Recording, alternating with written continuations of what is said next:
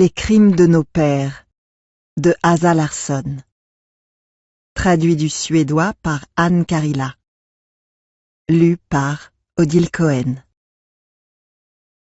Elle chercha des yeux la pie, mais celle-ci avait disparu, craignant sans doute que les corneilles qui faisaient du tapage derrière la vieille remise ne lui dérobent sa proie. Mervy se pencha pour guetter dans cette direction. C'était curieux. Les corneilles étaient très nombreuses à venir par ici ces derniers jours et très bruyantes. Il devait y avoir un animal mort là-bas derrière. Un renne peut-être. Mervy Johansson décida d'aller y voir de plus près. Si c'était un renne, il faudrait prévenir le village Sami et demander à quelqu'un de l'enlever avant qu'il pourrisse quand la neige fondrait. Elle enfila ses bottes de caoutchouc et passa une veste sur sa chemise de nuit. En descendant les marches du perron, elle fit attention à bien se tenir à la rampe. Son Spark était juste en bas de l'escalier, elle le poussa sur le sol déblayé de la cour, puis s'engagea sur la neige. Elle suivit une trace de scooter gelé qui menait derrière la remise. Lorsqu'ici ou là ses pieds menaçaient de s'enfoncer dans la neige, elle se penchait sur son Spark, cela allait assez bien. Quand elle arriva à l'angle de la remise, les corneilles se dispersèrent. Elles s'envolèrent dans les arbres avec force bruit d'ailes et criaillements stridents. Oui, il y avait bien quelque chose par terre, tout près du mur, à moitié recouvert par la neige et la glace qui avait dégringolé du toit.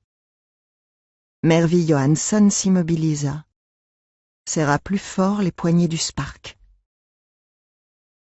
Ce n'était pas un animal. C'étaient 2 corps humains. Un bras plié avec un angle contre nature. Une tête.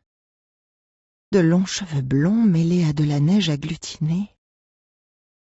Un peu plus loin, 2 jambes émergeaient.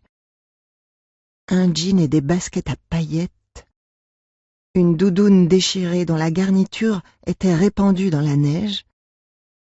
Les corneilles avaient dû passer par là à coups de griffes et de becs. « Mais enfin, les filles !» s'exclama Mervy en lâchant son Spark. « Pauvre fille !» La remise se trouvait juste en haut de la pente descendant vers le fleuve. Quand Mervy lâcha son Spark, celui-ci se mit à glisser doucement. Pas très loin, à 1,50 m d'elle, une bosse l'arrêta. Mervy fit un pas en avant pour l'attraper, mais hors des traces du scooter, la neige était molle et sa jambe s'enfonça jusqu'au genou. Contrariée, Mervy tenta d'extraire son pied, mais son autre jambe s'enfonça, elle aussi. Elle était coincée. Elle se souvint d'un garçon Sami de Porjus qui lui avait appris des mots désignant la neige. Ils en avaient un en particulier pour ce genre de neige qui ne portait pas, l'erkadaka. Toutes ces choses qu'on avait apprises étant jeune et dont on se souvenait. À l'époque où les Samis passaient la nuit à la ferme lors des transhumances des rennes. Ah, comme ils vous tournaient la tête, ces jolis bergers. Aujourd'hui, ils riraient s'ils la voyaient. Il y avait aussi un mot spécifique pour le pied coincé dans la neige ou dans une tourbière. Diput. Et un autre pour la neige qui s'engouffre dans les chaussures. Ciel mat. Elle ne parvenait pas à se relever. Elle essaya vainement de s'allonger en avant et de ramper.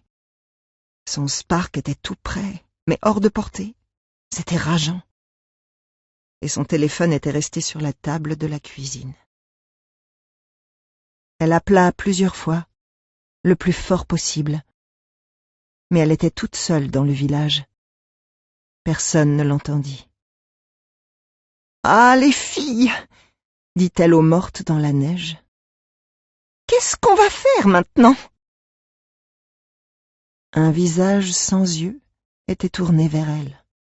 « Les morceaux de glace qui vous scient les jambes, route